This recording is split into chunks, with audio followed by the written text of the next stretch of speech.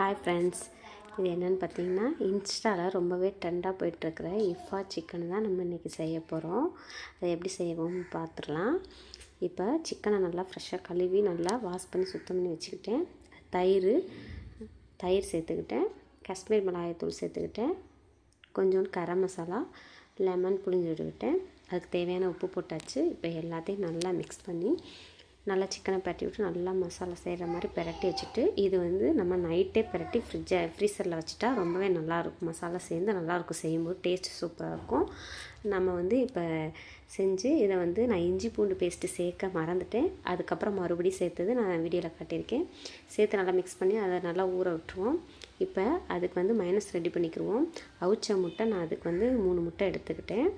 அது கூட cheese, fresh cream, பூண்டு ஒரு 3 பல்லுக்கிட்ட போட்டுக்கிட்டேன். அதுக்கு தேவையான உப்பு சேர்த்துக்கிட்டேன், கொஞ்சோண்டு சீனி, இவ்வளோ தாங்க சேர்த்து பால் கொஞ்சம் லைட்டாக சேர்த்துக்கிட்டோம், அவ்வளோதான். அதை சேர்த்து நல்லா அரைச்சி எடுத்துக்கிடுவோம். அதை அரைச்சி எடுத்து ஒரு க்ரீம் மாதிரி நம்ம ரெடி பண்ணி வச்சுக்கிடுவோம். கொஞ்சோண்டு ஆயில் சேர்த்துக்கிட்டேன், அதை மறந்துட்டேன் சொல்கிறதுக்கு, பாருங்கள். இதை சேர்த்து இப்போ நம்ம அரைச்சி ஒரு பாத்திரத்தில் ஊற்றி வச்சுக்கிடுவோம். இப்போ வந்து சிக்கனை ஒரு தவாவில் நல்லா எண்ணெய் விட்டுட்டு இதை வந்து நம்ம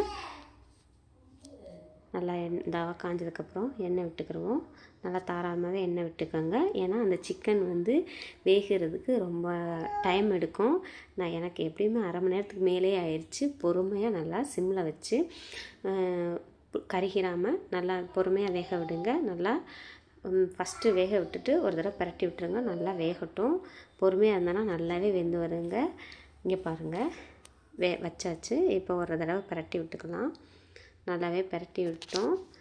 இது கண்டிப்பாக நாங்கள் செஞ்சு சாப்பிட்டோம், நல்லா தாங்க இருந்துச்சு. இப்போ நல்லாவே வெந்துருச்சு. இப்போ இந்த மயனஸை வந்து ஃபுல்லாக ஊற்றி விட்டு அவ்வளோ அருமையாக இருந்துச்சுங்க. ரொம்பவே ஜூஸியாக சூப்பராக இருந்துச்சு சாப்பிட்றதுக்கு. குழந்தைங்க எல்லாம் விரும்பி சாப்பிட்டாங்க.